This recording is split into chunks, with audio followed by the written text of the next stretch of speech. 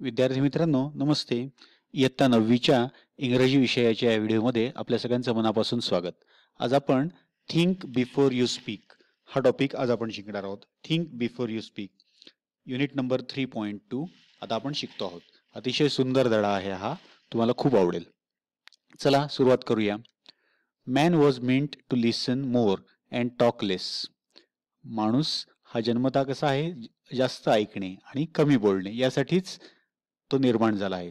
That is why as the great British statesman Benjamin Disraeli said, nature has endowed man with 2 ears and 1 mouth.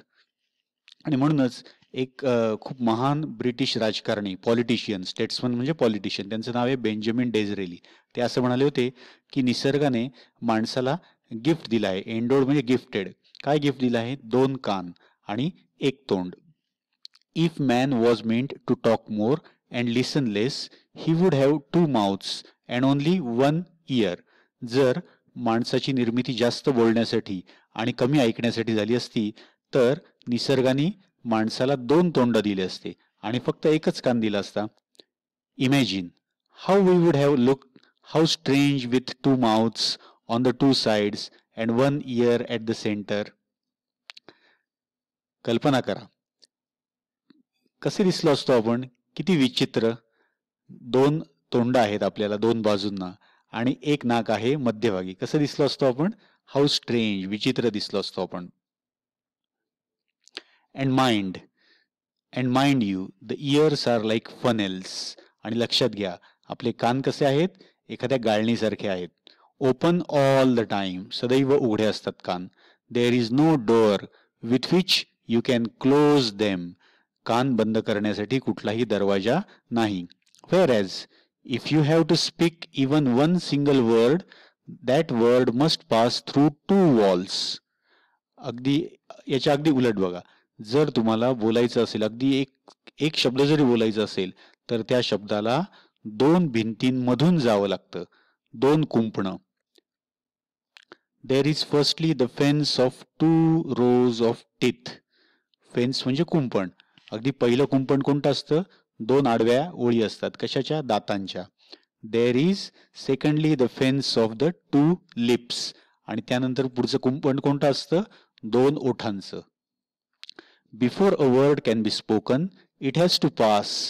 एक जरी शब्द बोलायचा असेल आपल्याला तरी त्याला यातून जावंच लागतं. It has to pierce through these 2 walls. त्या शब्दाला या 2 भिंतींना छेदून पलीकडे जावं लागतं. Through these 2 फेन्सेस. थ्रू म्हणजे च्यामधून, या 2 कुंपणांमधून त्या शब्दाला बाहेर पडावं लागतं. Therefore we must think at least twice before we utter a word. म्हणूनच आपण निश्चितपणे, नक्कीच कमीत कमी 2 वेळा विचार केला पाहिजे एक शब्द उच्चारताना. म्हणजेच बोलण्याआधी 2दा विचार करा असा याचा अर्थ आहे. A very wise man once remarked that of the unspoken word you are a master. एका अतिशय बुद्धिमान माणसाने एके ठिकाणी म्हटलं आहे की जे शब्द तुम्ही न बोललेले शब्द असतात त्या न बोललेल्या शब्दांचे तुम्ही मालक असतात. Of the spoken word you are a slave. आणि जे शब्द तुम्ही बोललेले असतात, तुमच्या तोंडातून जे शब्द बाहेर पडलेले त्या शब्दांचे तुम्ही गुलाम असतात. Once you have spoken a word you cannot get it back. Do what you will. तुम्ही अगदी काहीही केलं तरी सुद्धा एकदा बोलले गेलेले शब्द तुम्ही परत घेऊ शकत नाही. Therefore you must be very careful about the words that you speak. म्हणूनच तुम्ही अगदी काळजीपूर्वक असलं पाहिजे त्या शब्दांच्या बाबतीत. जे शब्द तुम्हाला बोलायचं आहे त्या बाबतीत तुम्ही खूप काळजी घेतली पाहिजे. Once the word has left your lips you will not be able to get it back. एकदा तो शब्द तुमच्या ओठांमधून बाहेर पडला की तुम्ही त्याला परत कधीही आणू शकत नाही. What are unspoken words. न बोललेले शब्द कसे असतात? काय असतात न बोललेले शब्द म्हणजे? They are things you want to say. न बोललेले शब्द म्हणजे काय? ते आपल्या मनातले असतात, आपल्याला ते बोलायची इच्छा असते, बट रिमेन अनसेड. पण न बोललेलेच ते शब्द राहतात, मनातच राहतात. As thoughts in your mind. जसे आपल्या मनात विचार असतात तसे न बोललेले शब्द असतात. Once you have put the thoughts into words once the words have left your lips you cannot change them or control them.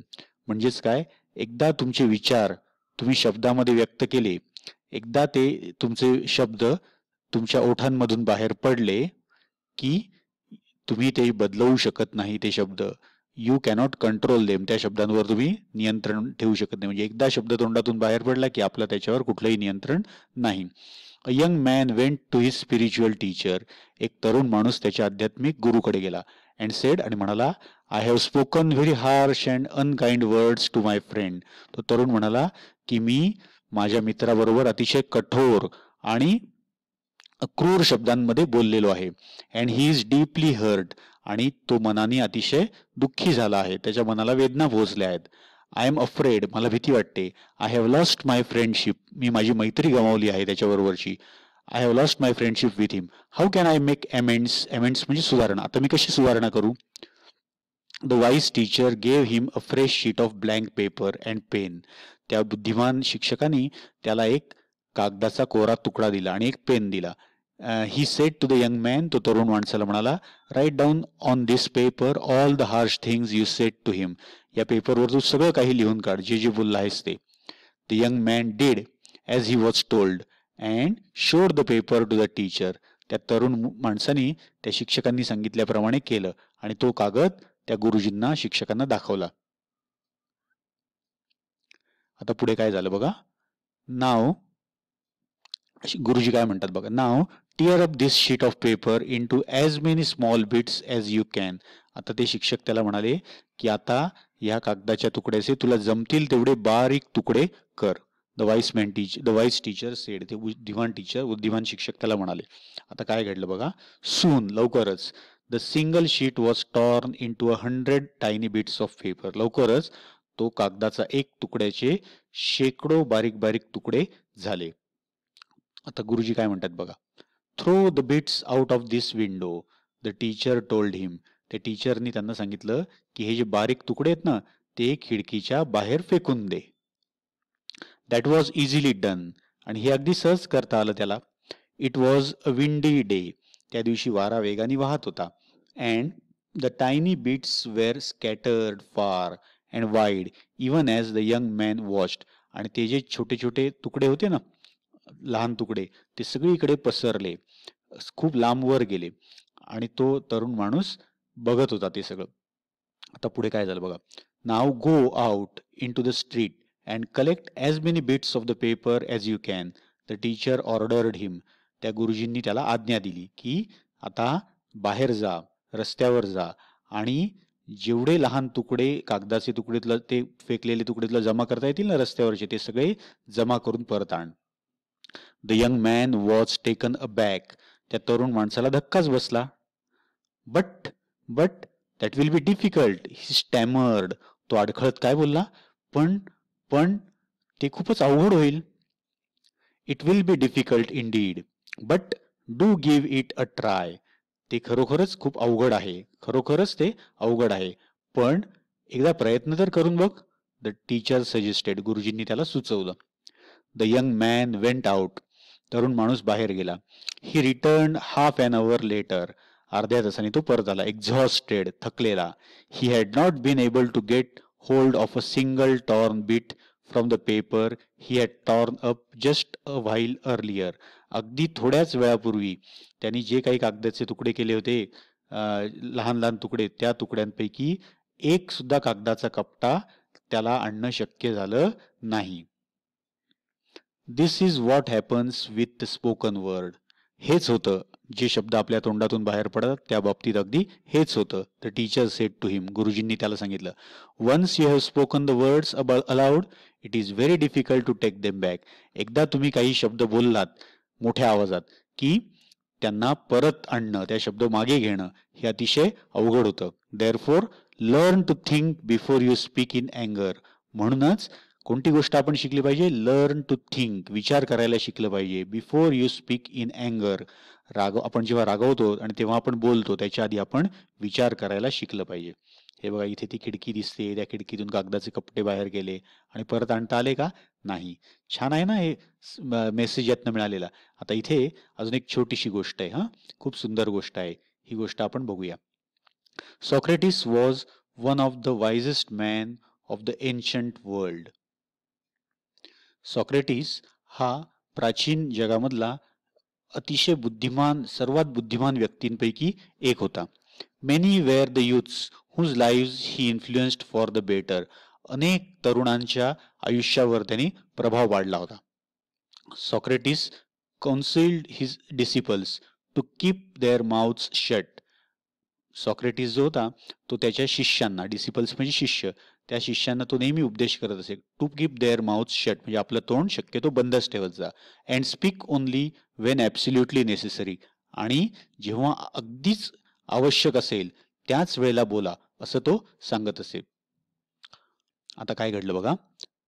त्या शिष्यांनी त्याला विचारलं, दे आस्क्ड, काय विचारलं बघा. ओ वाईस वन, हे बुद्धिमान माणसा, how may we know when it is right to speak, they asked him. एकदा त्या शिष्यांनी त्याला विचारलं की हे आम्हाला कसं कळू शकेल, हे आम्ही कसं जाणून घेऊ की केव्हा बोलणं हे योग्य असतं, बोलण्याची योग्य वेळ कोणती, हे आम्ही कसं ओळखायचं. आता उत्तर ऐका नीट. Open your mouths to speak only after you have asked yourself 3 questions. बोलण्यासाठी तेव्हाच तोंड उघडा जेव्हा तुम्हाला स्वतःला 3 प्रश्न विचारायचे. And received an affirmative answer to each of the 3, replied Socrates. आणि जेव्हा तुम्हाला त्या तीनही प्रश्नांचे उत्तर कसे मिळतील, होकारार्थी, त्याच वेळेला बोलण्यासाठी तोंड उघडा, असं सॉक्रेटिसनी उत्तर दिलं. What were the 3 questions? कोणते होते ते 3 प्रश्न? The first question we must ask ourselves before we speak is it true. आपण पहिला प्रश्न स्वतःला विचारायचा, हे खरं आहे का? If we are not sure about the veracity of what we are saying, it is better that we do not utter a word. एखाद्या गोष्टीच्या सत्यतेबाबत, व्हेरासिटी म्हणजे सत्यता, त्याबाबत जेव्हा आपल्याला खात्री नसेल त्यावेळेला आपण कुठलाही शब्द न उच्चारणं हेच अधिक योग्य होईल. When we utter words carelessly we ourselves become transmitters of untruth. Untruth म्हणजे असत्य. जेव्हा आपण निष्काळजीपणे शब्द उच्चारतो तेव्हा आपण असत्य पसरवणारे बनतो. The second question to ask is, म्हणजे आपण बोलण्याआधी स्वतःला दुसरा प्रश्न कोणता विचारायचा? Is it pleasant? हे आनंददायी आहे का? Many are the empty remarks and vain statements that people make in idleness to hurt others. अनेक वेळेला अगदी सहजपणे काही उपयोगाचे नसलेले, रिकामपणाचे जे असतात, निरर्थक असे वाक्य आपण बोलतो निष्काळजीपणे. आयडलनेस म्हणजे काय? लेझीनेस. निष्काळजीपणे इतरांना दुखावण्यासाठी आपण अनेक वेळा बोलतो. It is better that these unpleasant words remain unspoken. ते जे दुःखदायी शब्द आहेत ते न बोललेलेच कधीही चांगले. The third question according to Socrates is, सॉक्रेटिसनी सांगितलेला तिसरा प्रश्न जो आपण स्वतःला विचारायचा तो काय? Is it useful? हे उपयोगी आहे का? Is our statement going to benefit the listener? आपण जे वाक्य बोलणार आहोत त्या वाक्याचा ऐकणाऱ्याला काही फायदा होणार आहे का? Will our words bring comfort to someone? आपल्या शब्दांमुळे कोणाला तरी सुख मिळेल का? Are we likely to help someone with what we से?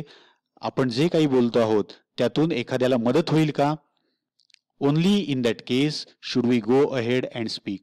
केवळ या 3 प्रश्नांची उत्तरं जर होकारार्थी आली तरच आपण पुढाकार घेऊन बोललं पाहिजे. समजलंय विद्यार्थी मित्रांनो? Is it true? हे खरं आहे का? Is it pleasant? हे आनंददायी आहे का? आणि इज इट युजफुल? हे उपयोगी आहे का? या 3 प्रश्नांची जर होकारार्थी उत्तर आली तरच आपण बोलायचं, असं सॉक्रेटिसनी सांगितलं. आवडली ही सॉक्रेटिसची गोष्ट? नक्कीच ही गोष्ट तुम्ही लक्षात ठेवा, म्हणजे तुम्हाला आयुष्यामध्ये याचा खूप फायदा होईल. आवडला हा या व्हिडिओ? आवडला असेल तर नक्कीच लाईक करा, आपल्या मित्रमैत्रिणींना शेअर करा. Thank you watching for this video. Bye. Enjoy learning English.